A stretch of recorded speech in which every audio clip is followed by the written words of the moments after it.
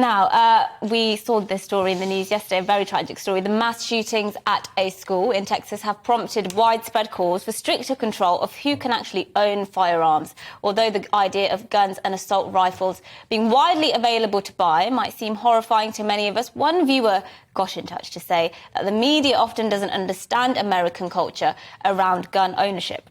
Yes, indeed. Well, Peter said that although frequently legitimately used for hunting, target shooting and, of course, personal protection, the constitutional right is there to fundamentally protect the states against an overbearing federal government. For this reason, there is no way that American gun rights will ever be reformed. Yes, well, in the UK, our gun laws were reformed following the Dunblane massacre in 1996, making it stricter to own a firearm. But how easy is it to obtain a gun in the UK? Do we have a good system in place? And should and can America reform their gun laws? Well, joining us to discuss this is Diggory Haddock, a firearms dealer and writer.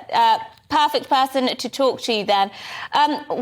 What's your opinion of firearms in general? Because I'm assuming you think they can serve a purpose, but what purpose can an assault rifle serve in a civil democracy?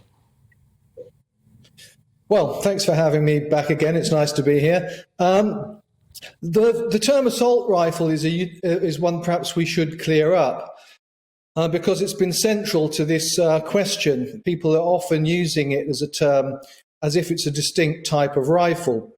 And typically what they mean by an assault rifle is one of the AR types, an AR-15, something like that, which in civilian ownership in the US is not a fully automatic, i.e. a rifle that will fire continuously if you pull the trigger in a sort of machine gun style.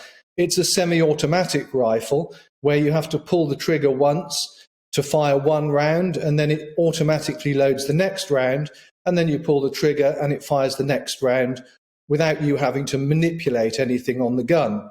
So what they talk about as being assault rifles in the context of these American shootings are semi-automatic rifles which look like military rifles. They're what are often all that, and I understand all that, and I don't really want to get bogged down in the semantics of it all. I just wondered what you think the purpose, regardless of whether they're assault rifles or semi-automatic, what is the purpose of those kinds of guns? What good purpose could it possibly serve in a civil, relatively safe democracy like America? Well, it's not really semantics. What I'm trying to explain to you is that there's no mechanical difference between a sporting rifle designed for shooting recreational targets or hunting in terms of the way it operates. A semi-automatic is a semi-automatic. It doesn't matter whether it looks like a military rifle or whether it looks like a hunting rifle. Let me put it this way. Why does somebody living in a relatively safe civil democracy need a gun that can kill multiple people within a matter of seconds? Well, in the UK, semi-automatics are not allowed above .22 rimfire caliber.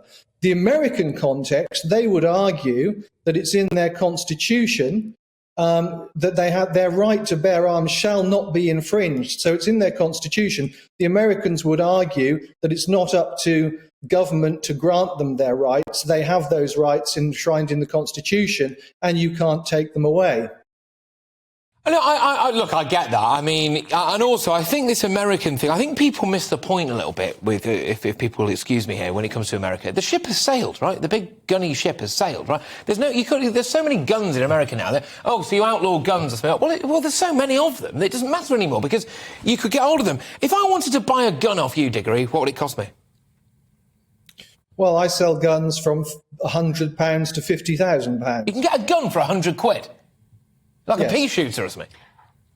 No, you could get a bolt-action 22 or a cheap 12-bore shotgun. And how quick could it be?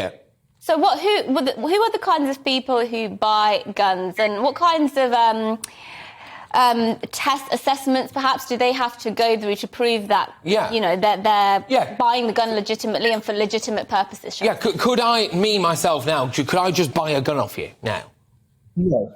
You would need to have one of two licenses. So you'd have to have a shotgun license, a shotgun certificate if you wanted to own and use a shotgun. And you would need a firearms license, which is a higher level of security if you want a rifle.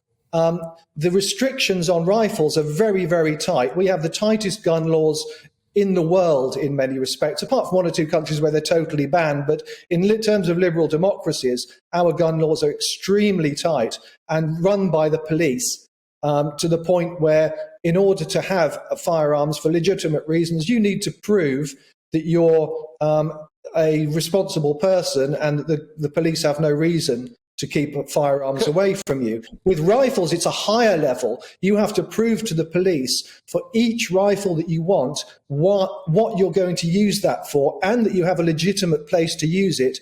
And then the ammunition that you have and the number of rounds you're allowed is restricted. Yeah, do they do mental health checks?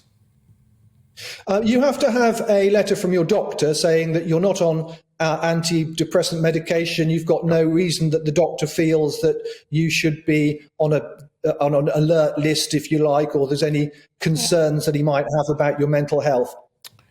Okay, that's interesting. Can I just ask, how many guns do you personally own, and what do you use them for? Well, I'm a registered firearms dealer, so I have a lot. But what do you use them? I'm a firearms certificate holder, so I hunt deer.